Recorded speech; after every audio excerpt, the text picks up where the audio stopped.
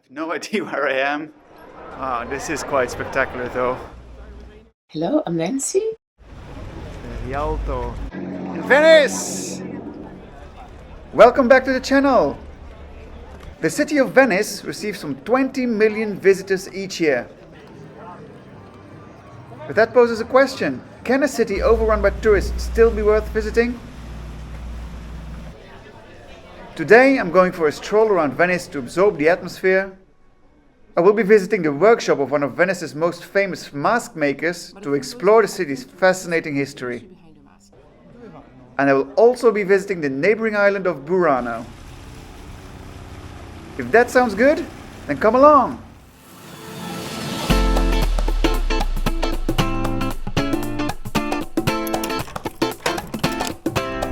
Here we go again!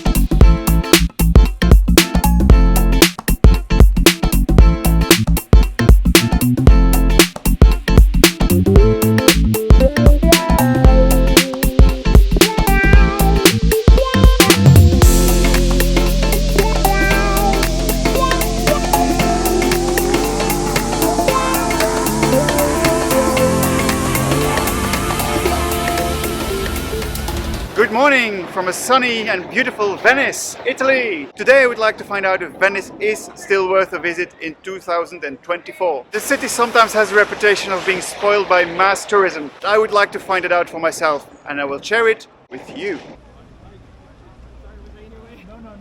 As soon as I arrived, it was immediately clear that Venice is an extremely picturesque city.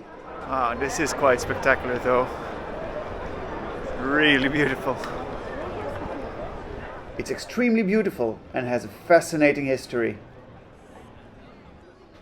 Between the 15th and 18th century, the city was a dominant naval force and a center of art and architecture. But more recently, mass tourism has been leading to a housing crisis and to economic dependency on tourism revenue. Really beautiful, but really busy.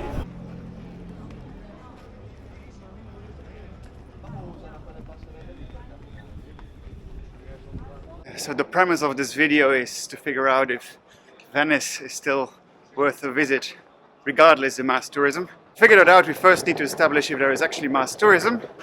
The answer to that question is a definite yes. It's not even the core summer season. It's early October now and it's packed here. But yeah, tourism is definitely a thing.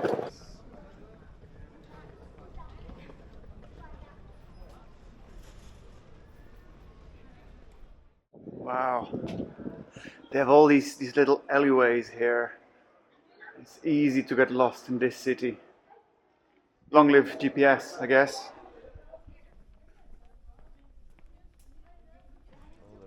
Mass tourism has also resulted in the erosion of authentic Venetian culture. So today I would like to explore what local traditions and customs were like before.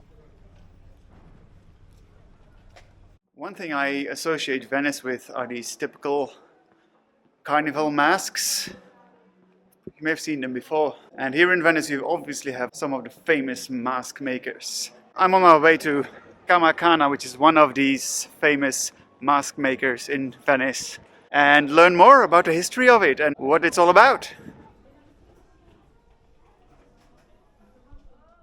Hello, I'm Nancy, and I have been working here for 24 years, and I just love it. At the beginning it was just for my first language, which is French, and then I fell in love with the world of the masks, the history behind the masks. So the Venetians used to wear the masks in the everyday life between the 12th century and the 18th century to hide the identity, to be anonymous, and also to equalize the social classes. It was a very simple mask. The most famous one was a simple mask, non-painted mask, and very practical. So this was the most common one, very simple. Okay, normally you don't use the strings or ribbons. You put it on. The name of this mask is Voltum. La baruta, the most important part was the hood to hide the hair, and the lace was a sort of decoration for the noble or rich people because it was made in Circa Burano. Here you can imagine this. Okay, put on your hood, then the mask on without strings, and the hair. So in this way you can't tell who I am. Okay, so I have no identity. I can pretend to be who I am, do whatever I want. Nobody knows who I am, so no social control. But the thing was the adventure, the risky life, the mystery behind the masks. And officially they could use the masks from October to June, except the Advent and Lent time for church reasons. No masks during the summer too because it was too hot. And they used this also to equalize the social classes, to mix the population. So with this mask on or this outfit, they were all at the same level, the Venetians, I mean. So a great way to mix the population. During the end of the 18th century, with the end of the Venetian Republic, when Napoleon conquered the Venetian Republic, he abolished the use of masks because it was the only way to control the Venetians, knowing who was who. So no more masks, no more carnaval. And for 200 years, it was not possible to wear a mask in Venice. Then during the 1970s, a group of Venetians made the research to know the history behind the masks, the use of the masks in the past. Then they started again with the carnival, and officially the municipality revived the carnival in 1980. So they brought back the traditional ones and added more fancy. So the development into the colorful ones is actually a relatively recent Very thing. recent, So it only lasts, yes. what is it, 50 Yes, years? Yeah. exactly. A second interesting mask was this one. This one was only for women, only for ladies. It's called the moretta, which means small black. And it has another name, la mutta, which means the mute. Again, no strings, no ribbons on, but we do have a little button inside. So you hold it by biting the button. Since the Venetian ladies had a very generous corset, if you can say, they used to show a lot the body. To be mysterious, not to hide the identity, but to be mysterious, they invented this mask. With La Moretta, I hide the most important, interesting things. The emotions, the expression, the voice. I'm mysterious and I'm in control. So a sort of mind game, a signal, a way to say, I'm free, I'm available. So she was in control because the gentleman needed to convince her to remove the mask. And when she decided, she took off the mask to say, okay, we'll see. Otherwise, no, grazie. Here you can see the plague doctor mask, but this one was used in all Europe. When they had the plague, the disease, the doctor was completely covered with a waxed cape. So the mask on with the glasses around the eyes. Then what else? The gloves, the boots, and a long stick. The mask was open on the sides because they insert different herbs inside to filter the air and to keep distance from the sick people.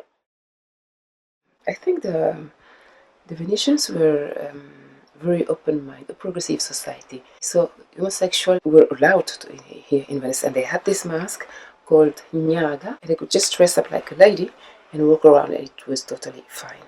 Then here is a different mask, the crazy guy in Mattacino, who throw eggs to the people just to have fun.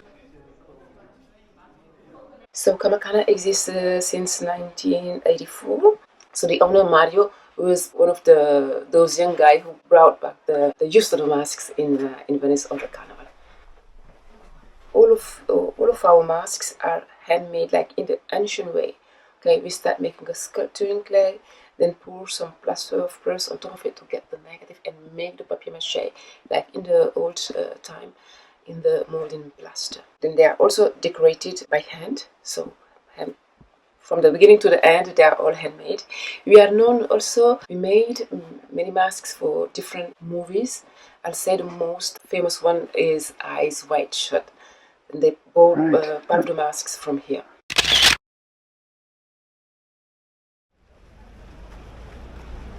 It was so inspiring to meet Nancy at Kamakana and learn more about Venetian history and how traditional masks are made. I decided to let it all sink in with a glass of Italian wine, so went to wine bar Tapo. It's a really cozy place and they have a great selection of wines for all tastes. They also have a quiet back garden, so that's where I went.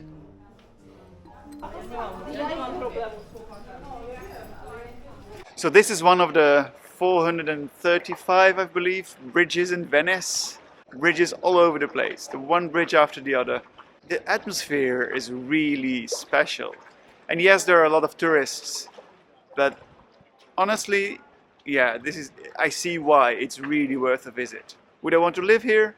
Probably not, but would I recommend a visit? Hell yeah.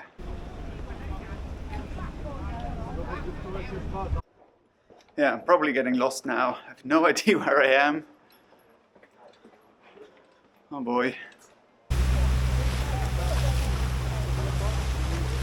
It's really funny. Everything that in normal places goes over the road, here in Venice has go over the water. Because there are no roads, or only pedestrian roads. So that goes for public transport, goes over the water. But the same goes for ambulance services or construction work or firefighters, a fire brigade, everything. It's a really funny sight actually. These are like metro stations.